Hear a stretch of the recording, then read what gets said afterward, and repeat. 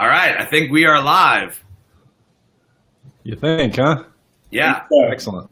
Gonna get us all set up here. You guys ready to rock and roll as people start to come on? Let's do it. We're just getting everything arranged. Gonna get this shared. We're trying something new in how we're sharing this, so.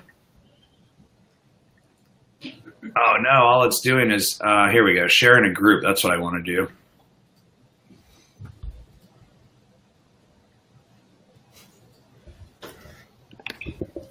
All right, I think we're all ready.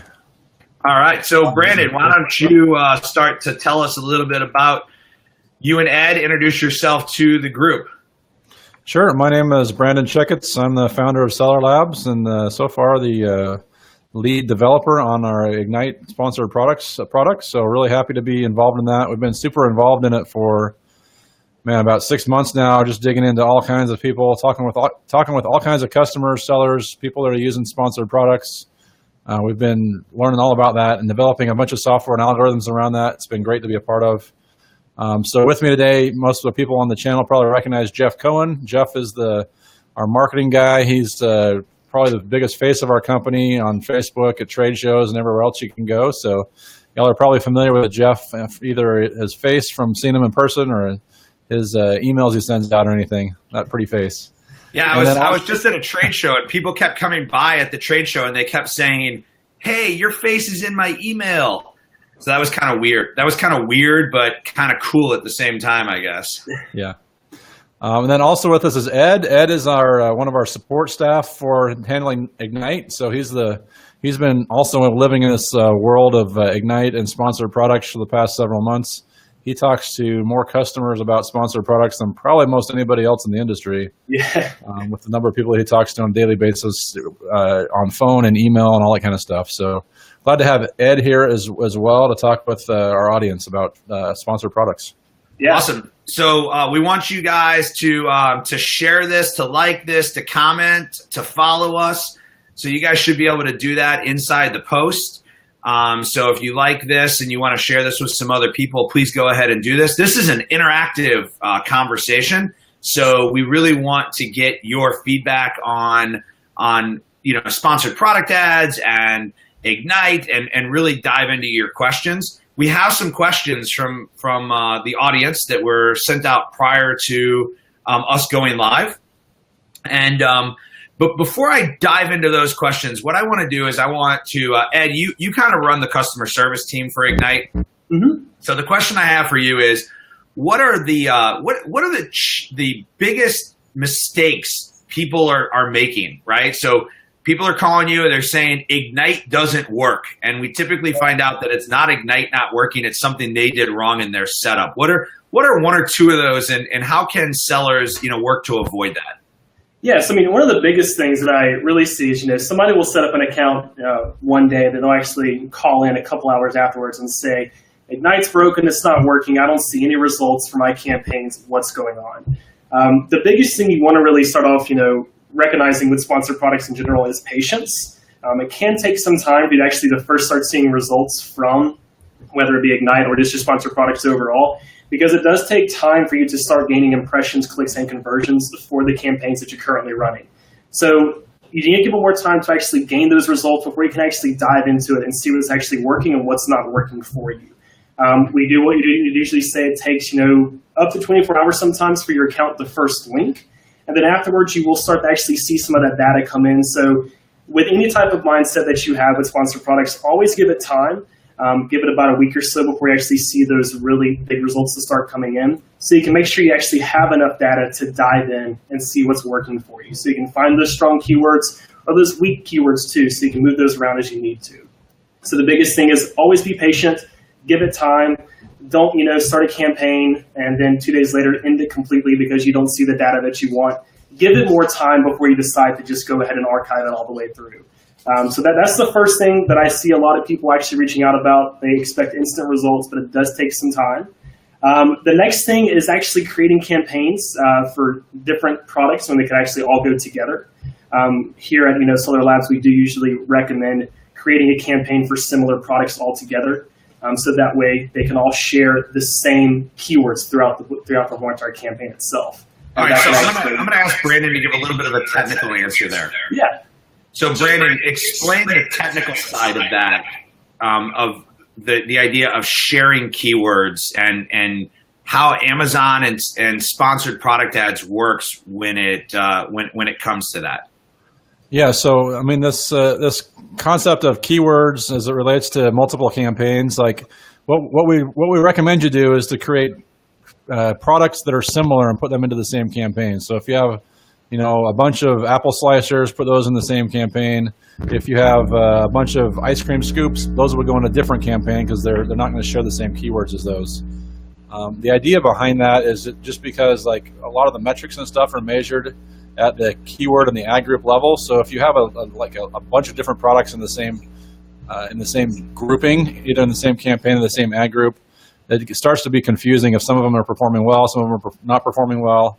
It just helps to have those sort of grouped together in logical places, and that we found the best way to do that is just at the campaign level to make the products, all the products in your campaign to be really similar in terms of like what keywords that they use and also the similar costs. Okay, so if a product has, if you have multiple products that do the same thing and it's the same main keywords, then you want to group them together. But if your products are kind of complementary to each other, do I still want to group them together, or do I want to then think about them as separate?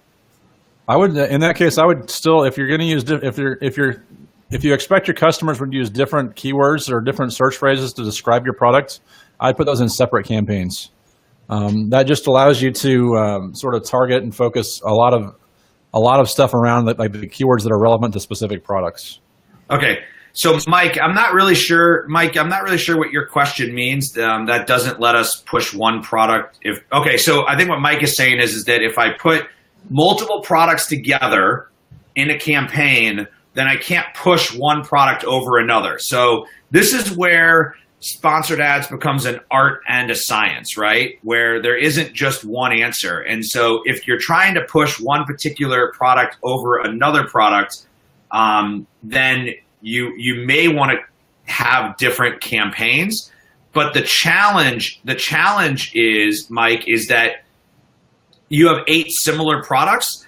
The problem is that when you have 8 campaigns, and let's say you have 8 campaigns and they're all apple slicers, and you have a red, a green, a blue, a white, and you're searching for the term apple slicer, you literally are competing against each other in each of those campaigns. Is that correct, guys? Yeah, I mean, Amazon's going to take your CPC that's performing the best, or your product that's performing the best that has the highest bid, and that's the one that's going to win. So even if somebody searches for apple slicer, they might show the blue one because that's the best performing one. That seems odd, but it might show one if that's the best performing one on a conversion rate basis or something. So, and we're making the assumption that Mike has this set up as a parent-child relation. If he has them as actually 8 separate products on Amazon, then you have a different issue in that you literally are stealing. So Ed or Brandon, can one of you kind of talk to the idea of a keyword and an impression and how you can kind of steal impressions from one another? Because I feel like that's a concept that a lot of sellers have trouble with. Yeah, I guess I can speak to that a little bit. So in this example, if you had 8 separate campaigns for your 8 separate products, and all of them had the term apple slicer was relevant, like you get a few searches for apple slicer on each one of those different campaigns, and that's just going to take you longer to build up any relevant set of confidence that you can have in your data set. So if you have 50 impressions and 1 click on each one of them, it's a little bit harder to make decisions around when we got so few data points to look at. So if you've only got 50 impressions and 1 click, like it's really hard to sort of say like this is a good performing or not, because you really only got 1 click to go with. Whereas if you had all those 8 things into one, you'd have 8 clicks on one thing, and it'd be easier for you to say, or you'd be able to discover faster in less time if apple slicer was a good keyword for you, or any particular keyword was good for you. You'd have a more density of information gathered together. Right. Yeah, and also just kind of piggybacking off of that, like kind of what Brandon's saying, it is a lot easier to actually make sure that this keyword is working for you. It's not working for you. The more impressions and the more clicks you have. I think actually Jeff and Brandon discussed this on a previous podcast before, how they kind of look at this. But with me, I definitely go towards clicks first because that's actually what you're paying for. And the more clicks you have, the better assumption you can have on that to see if it actually is driving sales or if it's not driving sales. So by having it all together, instead of having one click on each variation, you can actually have all those clicks together and you can see if it actually has led to conversions or if it has not led to conversions. So one particular problem that I've seen with a lot of sellers is they're messing up with their keywords, right? So can you talk a little bit about what you guys have seen when people are starting campaigns with keywords? How many is too many? How many is too few? How do I get my core keywords? And for people that are just kind of new, let me just kind of explain that in sponsored ads, you define a keyword and then Amazon connects search terms to that. And so that's why it's really important that you nail down your keywords at the beginning. And I really feel it's a concept that a lot of sellers have trouble with. Yeah, so this really is something that there's multiple ways you can go about this. With sponsored products, of course, one of the traditional ways is doing an auto-targeting campaign because that'll actually allow Amazon to help you find these keywords and actually you can see how they're performing. You can see which ones are gaining the most impressions and clicks over time. And then from there, you can actually move those over to a manual campaign if you'd like to actually help drive better results because you can set them as like a phrase match or an exact match instead. And you can actually specify a specific bid for that keyword going forward. So that's one of the ways that I've always actually been a fan of is actually having an auto-targeting campaign running to begin with because it's going to give you a lot of user search terms that are actually qualifying for that product. And that's just going to give you a lot of useful information that you can use going forward to see what user search terms are actually driving the most clicks and conversions for that product. So I'm a big fan of that. Brandon may have something different to say about that, but I'm always just a diehard fan of the auto-targeting campaign. Yeah, I think most people should be running an auto-targeted campaign regardless. I think the auto-targeting campaigns provide you a lot of that broad data that you may not know. Within our tool, within Ignite, we have some keyword suggestions that come from our, we have a pretty large keyword database that tell you what products you're ranking for. And I think one of the things that kind of comes up from that, and I see people using keyword tools and things like that. One of the I would say with the problems or mistakes that people have is they'll go through and use some sort of keyword tool, maybe the scope that we have or a keyword tool from somebody else, and they come up with 300 suggested keywords that are all sort of related to their products. And then they go onto their sponsored product campaign and they create 300 separate keywords for all those different things. The problem we see with that usually is a lot of those, we call them overlapping keywords. If I have an apple slicer and a red apple slicer, those two keywords kind of overlap with the term apple slicer. And so I would avoid creating those longer tail ones, those more specific ones like red apple slicer until you know whether or not apple slicer is a good performing keyword, or once you start to gather at least some of the detailed data about apple slicers. Because what happens is, again, we sort of dilute the data. If we have 300 different keywords, some of them are going to end up getting a few hundred impressions, and there's going to be a few hundred here and a few hundred there, and you get a click here, a click there. It's really harder to figure out like which of those specific ones are working when you've got so many different keywords on there, especially when you've got like a daily budget of $10 or something like that, and you're getting a few clicks there. That could be 5 or 10 clicks a day. It's just going to take you months to get relevant data around any one, like any of the dominant keywords there in some cases. So yeah, and that's ultimately what you're looking for, is you're looking for the data to give you the answer.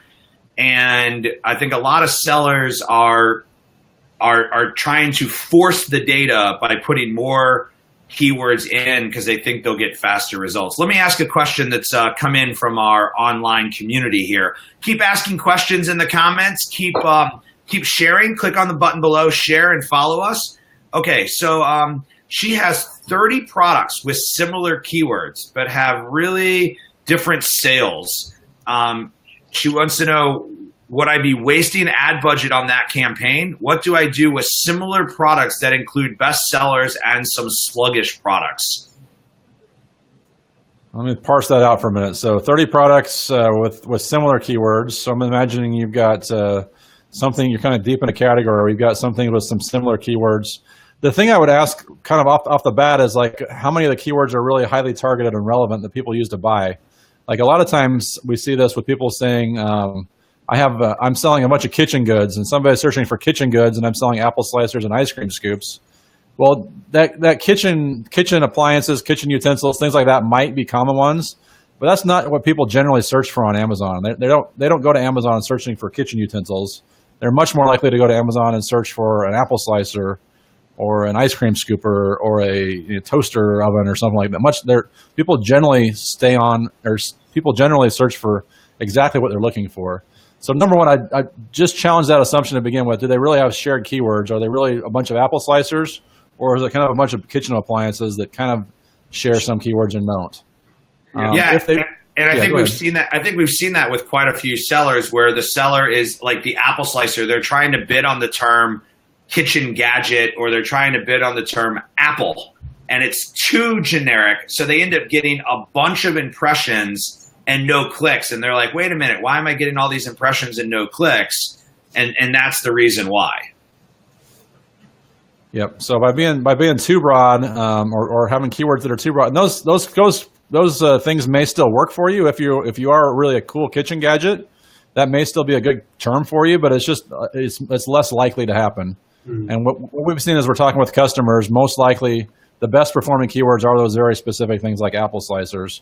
It's harder to have a good return on your investment, a good ACOS on those generic terms like kitchen gadgets that are a lot more broad or vague.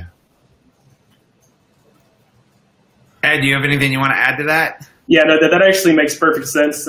With something like that, I don't know if you want to really group all that together if they have such broad keywords, because you're not going to be able to see those results. It may take a longer time to actually start seeing clicks gather. Kind of like what you were saying, if you have kitchen gadgets on there, the campaign may run for a long time, and you have impressions, and then there's just no clicks because it's not actually driving that traffic that you want. So in that situation, it may actually, if you don't share the same keywords, then it would be best to kind of break that down to the items that actually share those more common keywords. Awesome. We had some questions come in before this started. So one of the questions from Dawn was, what is the most common mistake that a newbie makes? We kind of covered that at the beginning, but let's just kind of encapsulate it into common mistake that a newbie makes. Yeah, so the first two that I talked about, the first one was patience. Give Ignite and sponsored products more time to actually gather data for you. I've seen a lot of people that have a campaign running for a couple of days, they don't see any data, or they see very little data, and they actually archive it and make a whole new campaign in its place. It does take some time to actually first start getting those impressions and clicks and conversions, so provide enough time for your campaign to actually have results before you really see if it is driving the traffic that you want or not. Our first suggestions at Ignite won't come in until a week or so, because it's actually allowing Ignite time to actually have enough data to generate those suggestions for you. So be patient. Give it enough time. If you think there actually is something wrong with it, then you can let us know, of course. But usually it does take a while to actually get enough impressions and clicks to know if keywords are performing well or not. That was the first thing that I kind of discussed. The second one we kind of talked about was, kind of in regards to the overlapping keywords and kind of, putting the different products in one campaign that they don't really share the same type of keywords, or kind of breaking apart too much. Something that we usually suggest here is actually creating a campaign for similar products that share the same keywords across the board. And that's actually something we just actually finished discussing too. So here's a question. We'll stick to the newbie sign up questions, and then we'll get into some more detailed ones here in a second. But this person went through the campaign creation process. They chose to keep their manual campaign that they had already created. Is this the right thing to do, or should they have created a new manual campaign through Ignite? So can you kind of talk about an Ignite managed campaign and what that means and how a user should best use that? Yeah, I'll touch on that a little bit. So within the Ignite interface, again, this is specific to our product, Ignite. It allows you, when you create an Ignite managed campaign, to use one of your existing campaigns for that. We do that out of convenience because a lot of people have got a lot of history and a lot of existing campaigns that have got a lot of good data around them, and so don't want to discard that. But the challenge sometimes with that is if the campaign is not organized, kind of how the best practices as far as one campaign per product, one product per campaign, and also with our sort of ad group recommendations, then it makes it a little bit harder to get started. So I would say if you haven't had like a good organization structure before you started using Ignite and you don't have a lot of history around it, it's probably better to start a new campaign and to archive or pause your old one. Well, that's what's key. That's what's kind of organized in the right way. Hold on. If you do have a lot of data, then you might want to. Then it would probably make sense to include it as a to include that into your new Ignite Managed campaign. If it wasn't organized well, then what we've seen people do sometimes is to create another campaign that's sort of organized the right way, and migrate stuff over to that one as time goes on. And within Ignite, you can migrate stuff and with the history in that as well. So it makes it a little bit more convenient for that. All right, Brandon, I want to cut you off. In most off. cases, if you're starting out brand new and you don't have any history, then you can start over. I got to cut you off. I tried to cut you off. Because you made a couple of really good points in there, and I want to make sure people understand them. Can you hear me, Brandon? No, you're okay. That's why. The thing that Brandon said that's very important and critical for you to understand is that if you go to create a new campaign with Ignite, you want to pause or archive your old campaign. One mistake that a lot of sellers make is that they come in and they go, oh, I want to test my campaign versus an Ignite campaign. And so they actually start running two campaigns in parallel to one another. And in doing so, what happens is they end up stealing impressions from one another, and that causes a bigger problem than you want to deal with. So, Brandon, are you back? Can you hear us now? Yeah, I'm back now. I don't know what happened there. Okay. So that's a very important point for people to realize is that if you're going to create a new campaign with Ignite and you had an old one, you need to pause it. You don't want two campaigns running simultaneously. That's exactly what I said when I was talking. Yeah. I just wanted to drive the point home. You said it. I just wanted to drive the point home because you were going into a lot of other points. Okay. So another question from our pre-question email. I have a campaign that is tweaked and finally profitable. When do I know that I should start increasing my daily spend? So if your campaign is profitable and is running, I would increase your spend as much as you're comfortable. As long as you have like inventory in stock and you want to sell more of it, like you might as well keep selling it, right? If you were out of stock, if you were planning to discontinue that item or something, you'd rethink that. But if you can run it profitably and you're happy with the performance of your campaign, I would increase the budget up to the point where you can sell more. Okay. So I think Terry's got a great question here, and I think it's one that's going to be hard for us to answer. So Terry, if you can give us some more information, we'll try to dissect your problem. But she said, my Ignite Managed campaign is less than 2 weeks old. It has 3,000 impressions and 8 clicks. Is it too soon to raise bid? So the first thing, Ed, if somebody called you and they told you this, how would you help them solve this problem? So now, I don't know if I missed it, but is this a manual? Is this an Ignite Managed campaign that has a manual campaign and auto-targeting? Was that mentioned? Yeah, so we're going to have to ask Terry questions and have her type them in. And if she wants to type them in, then we can try to dissect her problem here. Just try not to tell anything specifically about your product or your keywords. And we can try to dissect your problems, because this is exactly what would happen if you were to call us and set up a consultation for us to look at your campaigns, right? So the first thing you're going to look at is this auto or is this manual? But then, of course, in both situations, the first thing I do is actually use Ignite to dive into the campaign and see exactly what's driving the most impressions and see what's actually, so it's Ignite Managed, and see actually which of those keywords or user search terms are actually receiving the most clicks. So that is something that you just kind of dive in on an account basis to see. I'm not sure what it means targeted. So, Terry, that was in regards to it being an auto-targeted campaign or a manual. So if you've added keywords, it's a manual campaign. Okay, cool. So in this situation, I would actually dive into it, and I would actually check and see where those impressions were falling on which keywords. I would actually see how many keywords were added to, see what the daily budget was, and see what the bid was on some of those successful keywords too, or those unsuccessful ones, and see what the suggested bid is as well, to see if it's just not receiving the traffic that it should be receiving. With the ones that actually are driving the traffic and actually receiving those clicks, I would dive in even deeper into that and actually look at the user search terms related to the keywords.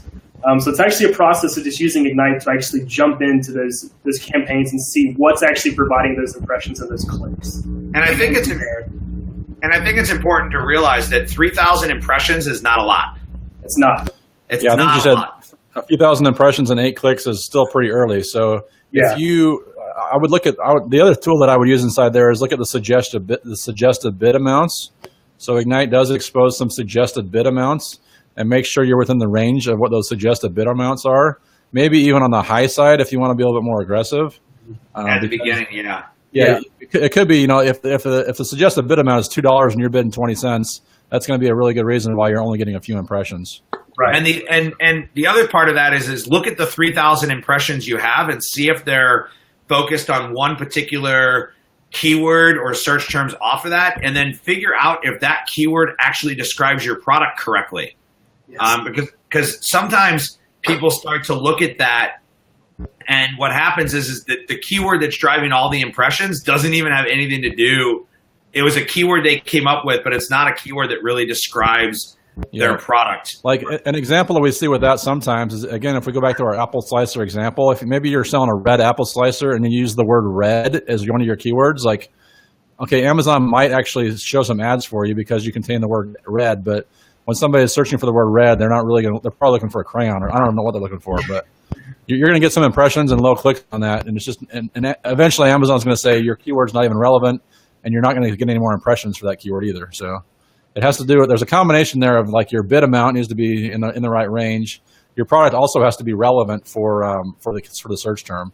And even if you think the product is relevant, Amazon's algorithm has to think your product is relevant for the term. So that's where you need to go back. If you really are selling an apple slicer and it really is an apple slicer and Amazon's not showing you impressions, then you need to go back and look at the listing content, some of those things, to make sure that Amazon really does think that their algorithm really thinks that you're selling an apple slicer. Right. Yeah. So I think to kind of sum this up, Terry, is start at your keywords and look at your keywords and make sure they're relevant for your product. Look at your bid. If those are relevant, are you within the bid range, maybe to the higher side of the bid range? Because you want to start getting your impressions higher. 3,000 is not a lot. And then start looking down into the search terms to determine if the search terms are relevant. If you're getting traffic that's not relevant, that's where you might want to where you might want to dive deeper into negative keywords or something like that. And so the point of that wasn't necessarily to just help Terry with hers, but it was really to give you guys a sense of how we dissect problems when you guys contact us. So that's what we want to do, is really dive into that. So let's dive into another one, right? Seely, you've asked a question here. Basic grouping for ad campaigns and enhancing visibility. She's saying if you sell hair clips, fashion jaw clips, the materials are distinguished by keyword. How do you gain more visibility with a low budget? With a low budget. Yeah. What's a low budget? Like, are you I guess the first question I would ask is, are you maximizing your budget on a daily basis? Are you running out of spend, right? Yeah.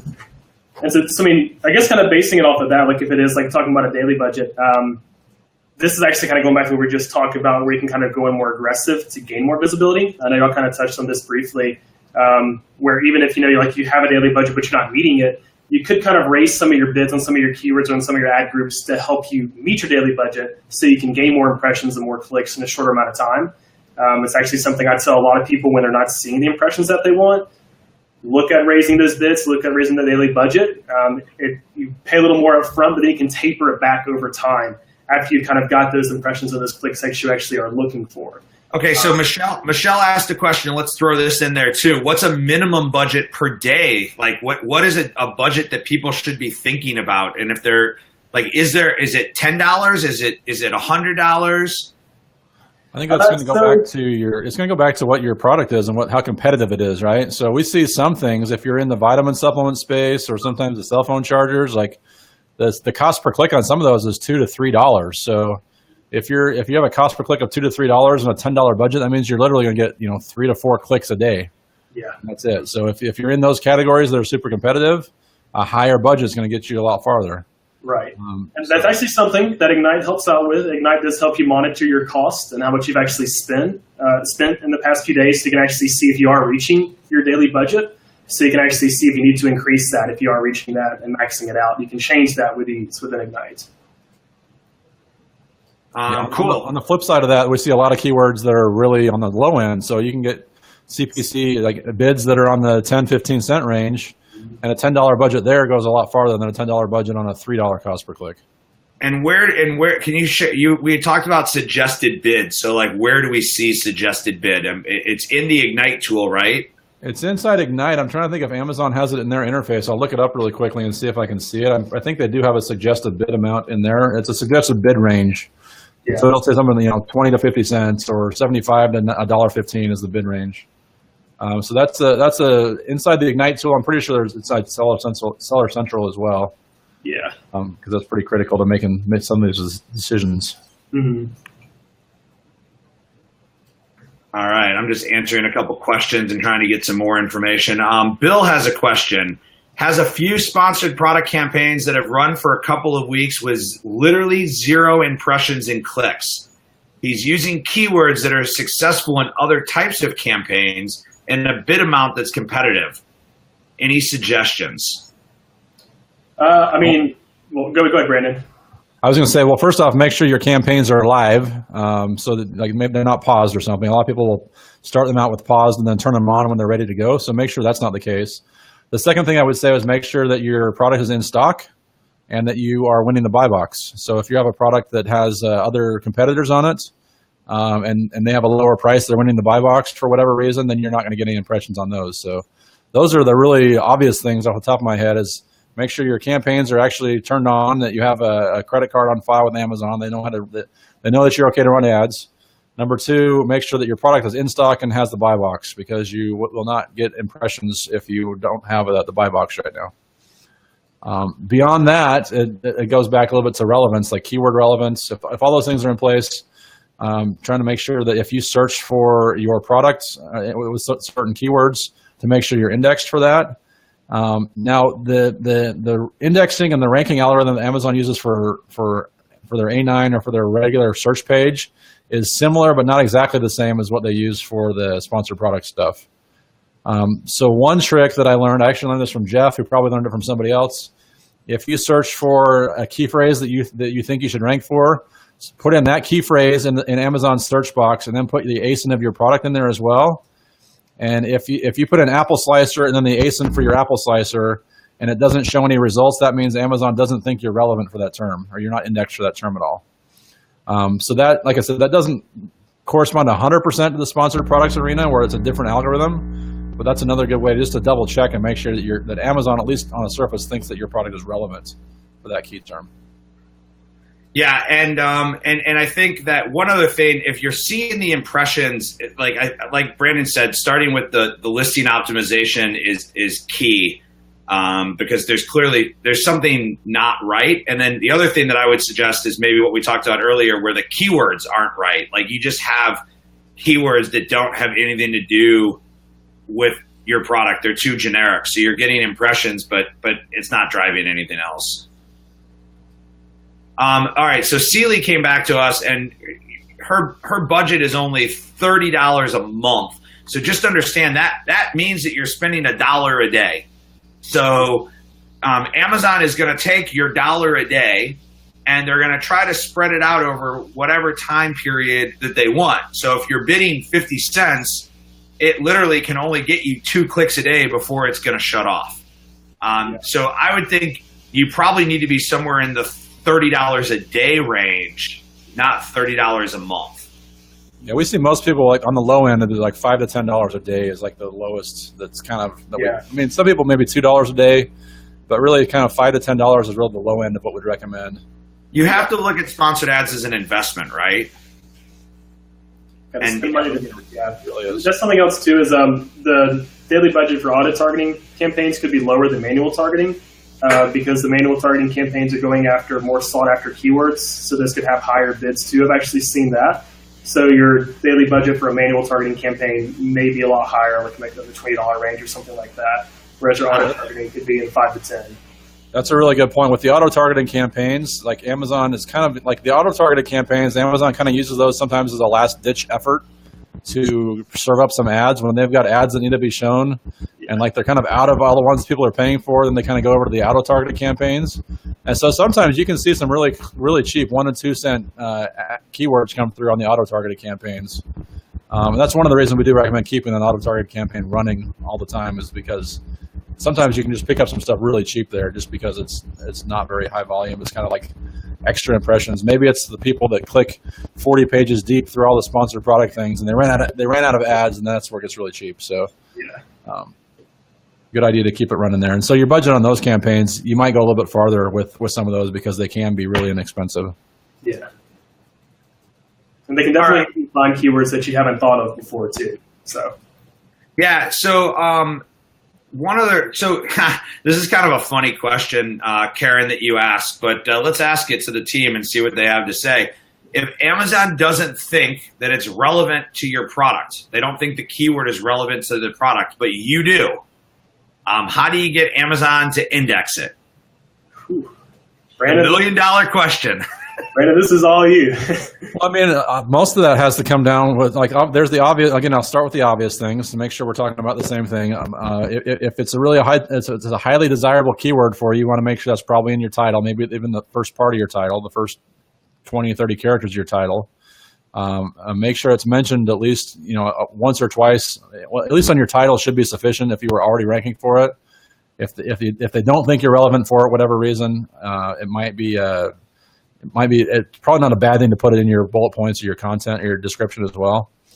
The other thing that I would go through for that would be to just go to Amazon, search for that keyword, and then just go there and find your product where it is eventually and click on it.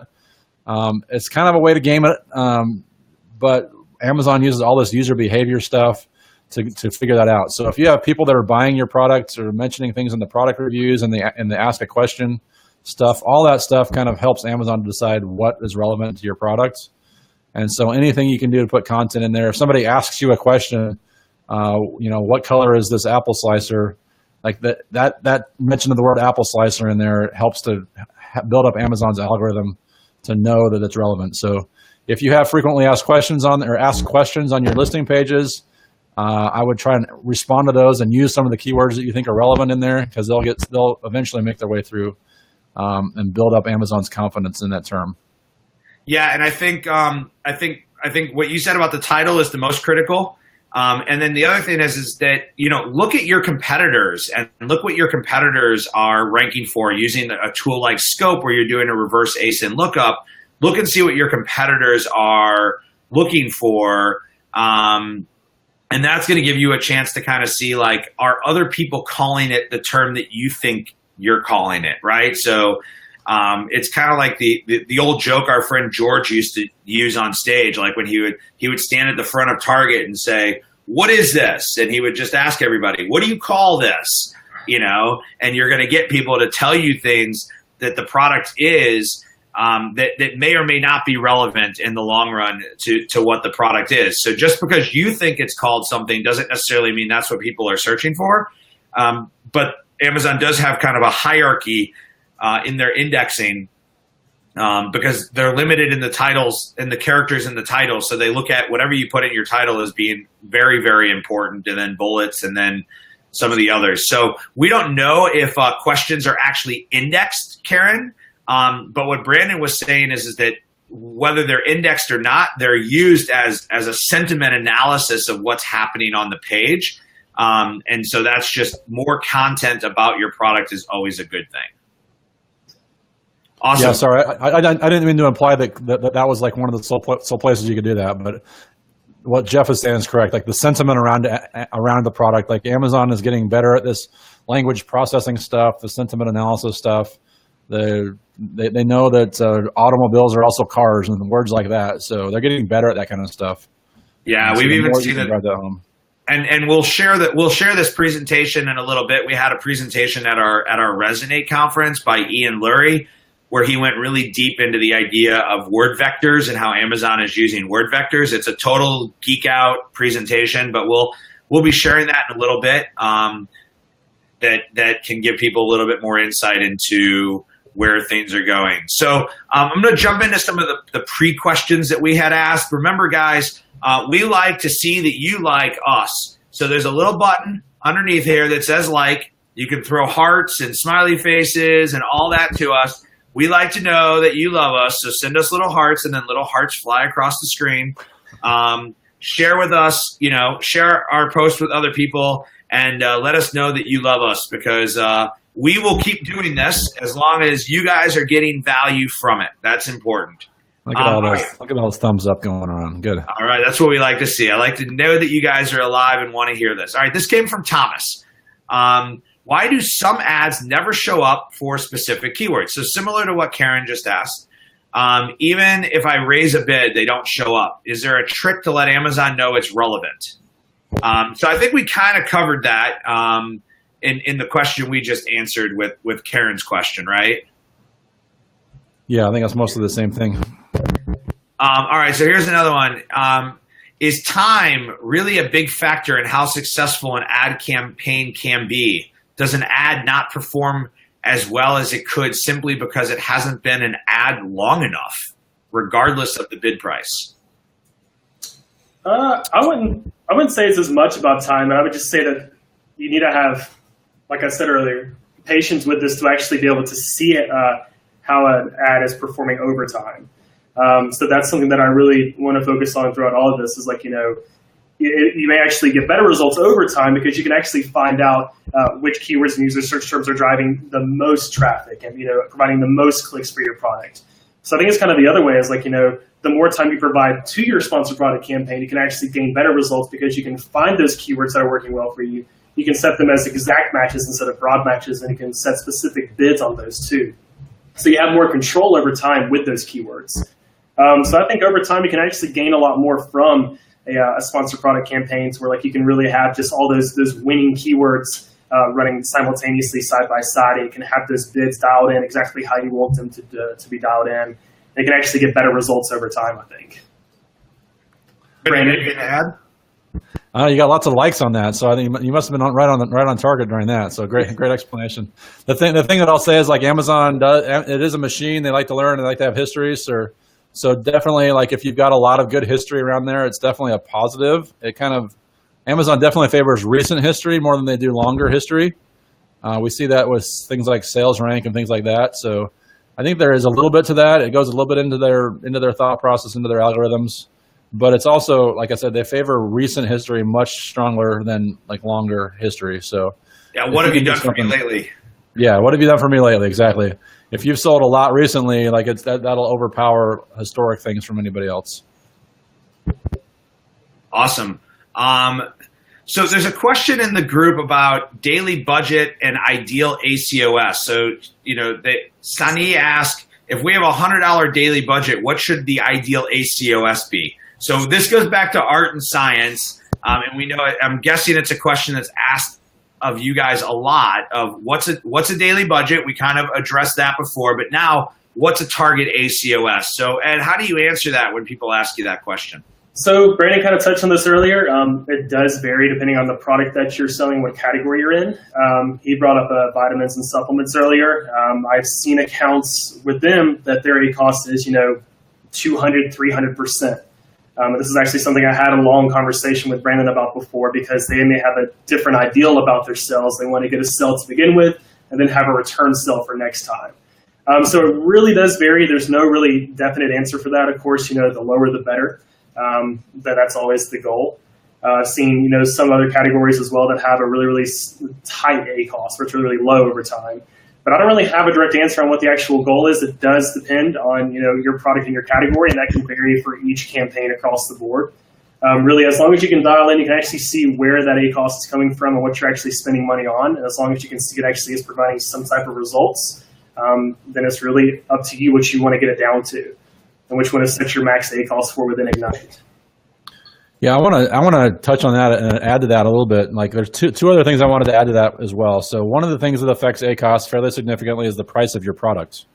So if you're selling a $3 to $5 to $7 product, you're going to have a lot higher ACoS by default, than if you were selling a $100 product. So we see some people that have like a 2% ACoS or a 1% ACoS, but they're selling like a product that's $150, and so that really means like they're still spending a few bucks on those, but as a percentage of their retail price, it's a really small percent. So it's really tough to talk about ideal ACoS because it depends, number one, on the sale price, number two, on how competitive it is, and things like that. So the ACoS, it's really, every time somebody asks us that, we have the same answer. Like, we can't tell you what it is. So we can keep saying that over and over in a bunch of different ways, but we can never tell you what a good ACoS is because it is highly dependent. The important thing is to have realistic expectations, I guess. If you know you're in a hyper-competitive category, you should expect your ACoS to be relatively high. If you have a low-dollar product, you should expect that your ACoS is going to be fairly expensive. Yeah, and the way that I answer that is it also depends where you are in your product life cycle. Exactly, that too. So if you're launching a brand new product, you might be at 100% or 150% ACoS because you need to drive sales velocity. Right. But if you've got a mature product and you're ranking well for that product, then you want to start optimizing that for profitability. And so there's not one set answer to this. And you as a seller have to kind of figure out what you're comfortable with. There's a comment in one of the groups here. I think it's a really great comment. It says, we do all this work and then Amazon takes 15%. We have to do the marketing. Yeah, your cost to sell on Amazon has gone up, right? I saw a great post towards the end of 2016 where somebody was saying, what were your total Amazon cost? And it was like in the 26, 27% range. Once you bring in Amazon fees and you bring in storage fees and shipping and pick and pack fees and all of that. And so it's definitely more expensive to sell on Amazon than it used to be. And the competitive nature of advertising has increased significantly as well. But Amazon is giving preferential space to the advertised products. And so if your product is not being advertised, the highest you can get on the page is product number 4. And the majority of sales are coming from the first 3 products. And so you've got to get up there to get the sales velocity you need to organically be there.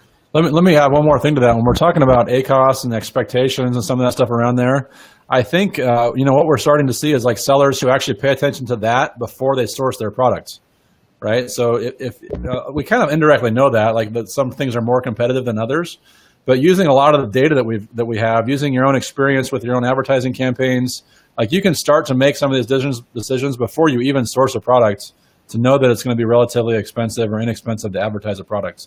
That might change your decision on whether or not you want to go after a particular product or start selling something. So using that data earlier on in your process might, that's probably a good thing for a lot of people to start doing as part of their research process and as part of their product discovery process as well.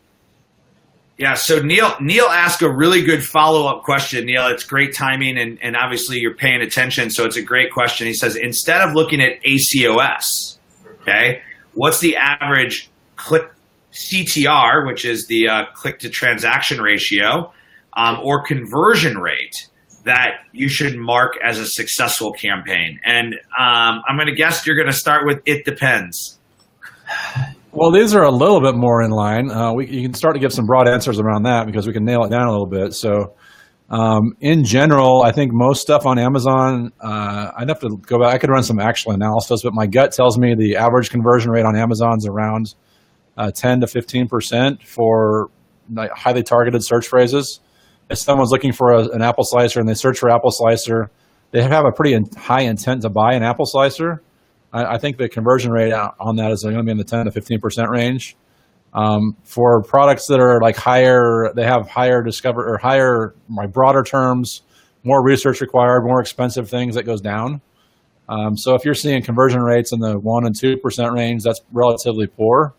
Again, it's going to be relative to other products in your niche, but the nice thing is you actually get some data points about those.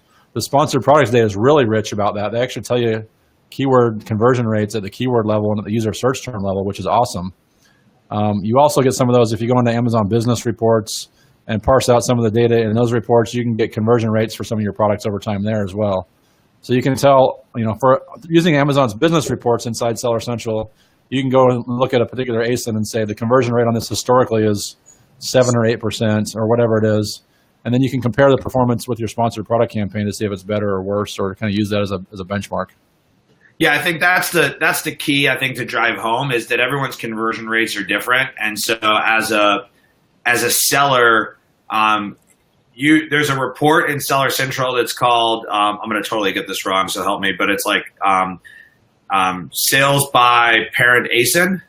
I can look it up to get the exact. Yeah, you go into Amazon Business Reports and it's called something like that, sales by parent ASIN or by child ASIN. By child ASIN. And that's going to give you your sessions and your conversions. And so if your page is converting at 5% and your sponsored ads are converting at 10%, you're doing great. If your page converts at 10% and your sponsored ads are converting at 5%, you're not doing so great.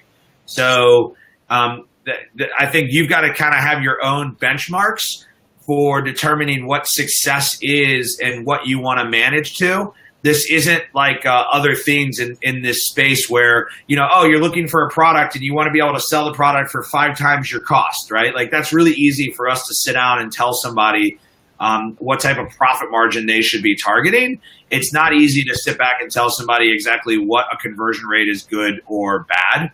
I would say that if your conversion rate is less than 5%, you need to work on your page conversion. If your sponsored ads is less than 5%, you might need to target your keywords. If it's greater than 10%, you're doing great. Like you're doing really, really well, and you might be able to optimize, but you might not be able to change it that much. Yeah, just like from what we see in accounts, like this 10 to 15% range is fairly typical. I've seen some as high as 30 and 40% conversion rates on certain things that are, easy decisions to buy. So that's on the high side, I think 30 to 40%. On the average side, I think this 10 to 15% range is typical. Below 10%, there may be really good reasons why it's in the 5 to 10% range, just depending on your product. And probably below the 5% range, certainly in the 1 to 2% range, like that's kind of underperforming or not a really good term for you. Awesome. Keep bringing the questions in. Keep sharing the love. These guys love to see the hearts fly. They love to see the thumbs up if you guys are getting some good information. See, look, it puts a smile on Ed's face when he sees that. He's a millennial. He gets excited about those things. Yeah. I'm a Gen Xer. I don't get it, but that's the way the world is today. So we're okay with that. But throw some love. Share it. This is a great post to share with your community, with the people that you network with on Amazon. So we did this a little differently so you can actually share this video. So go ahead and like it, share it, throw some love around. We've got time for a couple more questions. We try to keep these right to an hour. So this was a question asked by Jesse. It was kind of a detailed question, but I'm going to try to break it down. 2 weeks ago, Jesse decided to try Bid Plus to see if they could get more sales. The campaigns were already performing well. The day after it was added, the ad spend more than doubled and the sales didn't increase at all. From then on, my sales completely tanked from 20 to 30 a day to 4 or 5. It was instant. Some of my main keywords got way fewer impressions than before, and I fell several pages in rank.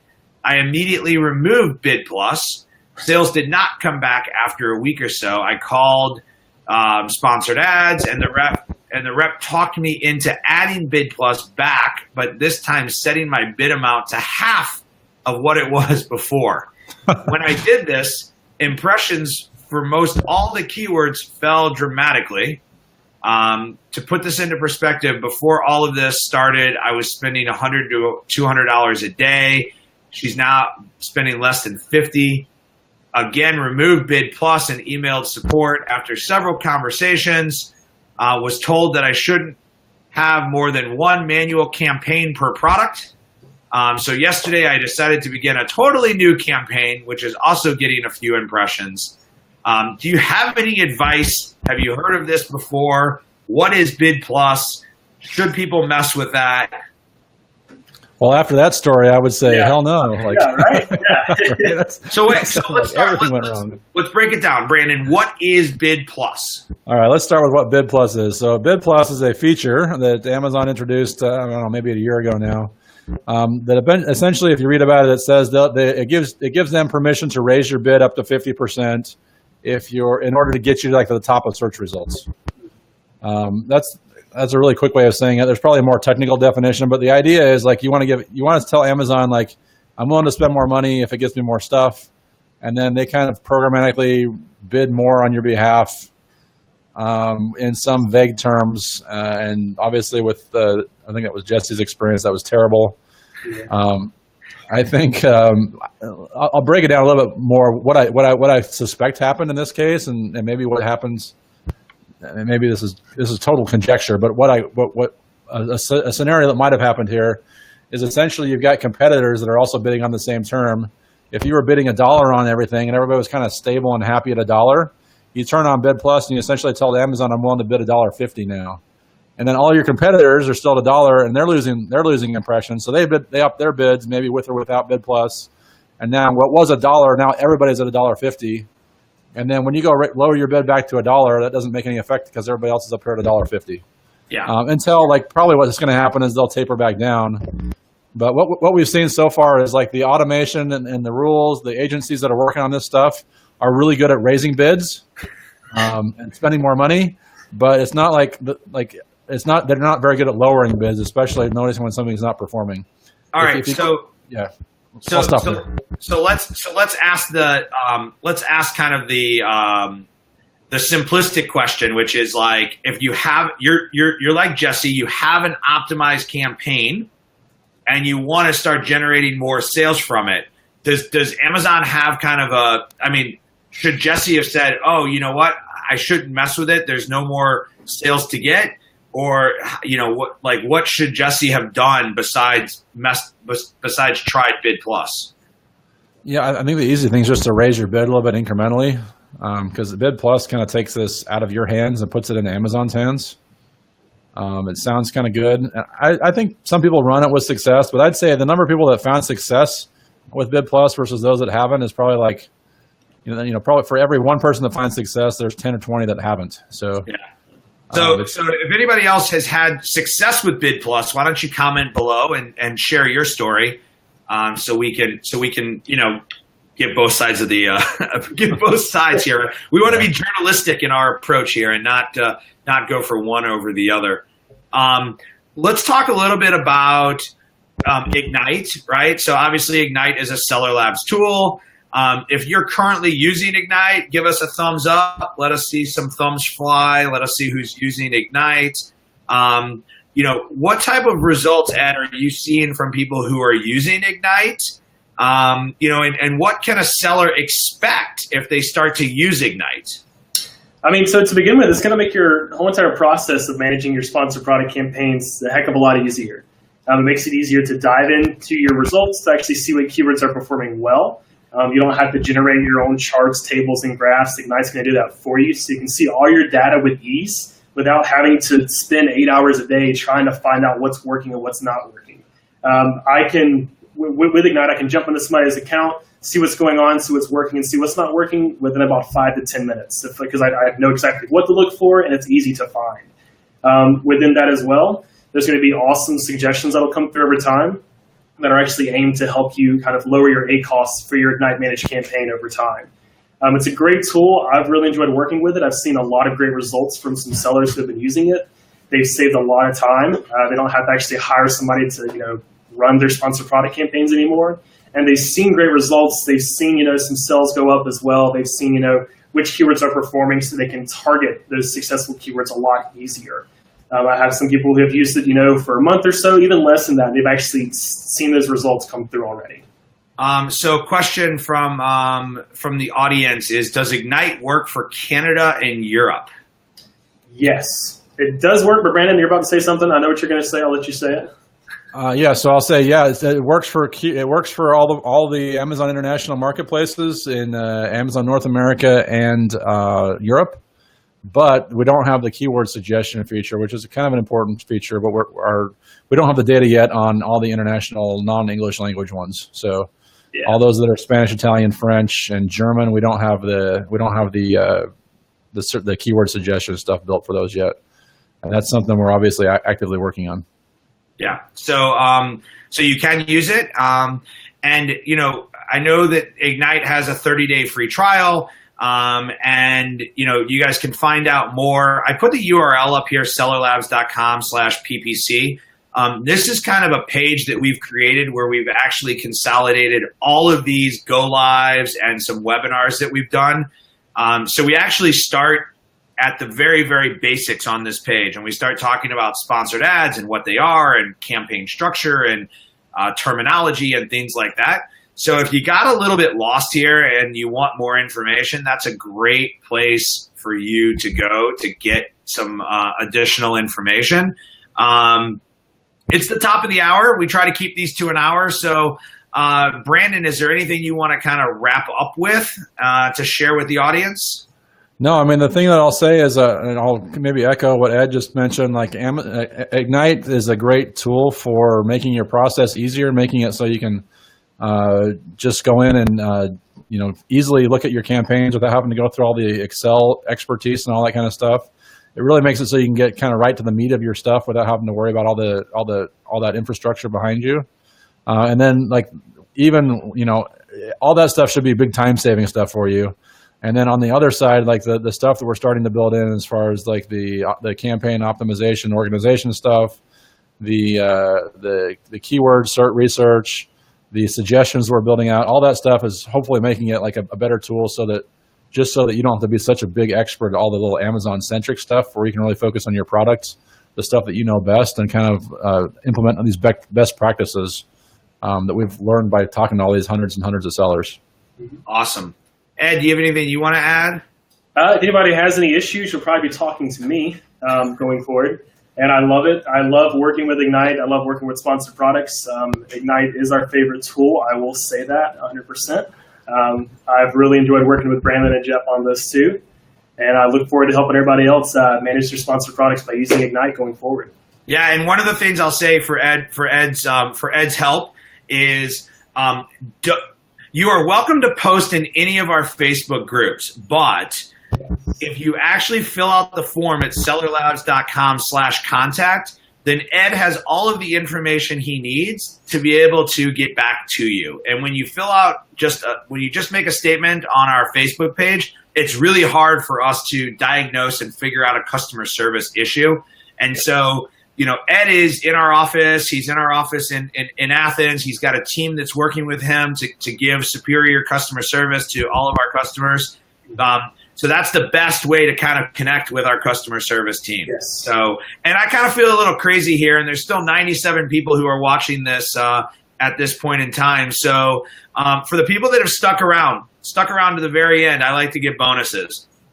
So if you guys can share this post, right? So once we wrap up here, you'll see a little link for you to be able to share the post. If you share the post in the next 24 hours, anyone who has shared the post will have an opportunity to win 6 months free of Ignite. And I'll give it for whichever level you want. I don't care. 6 months free.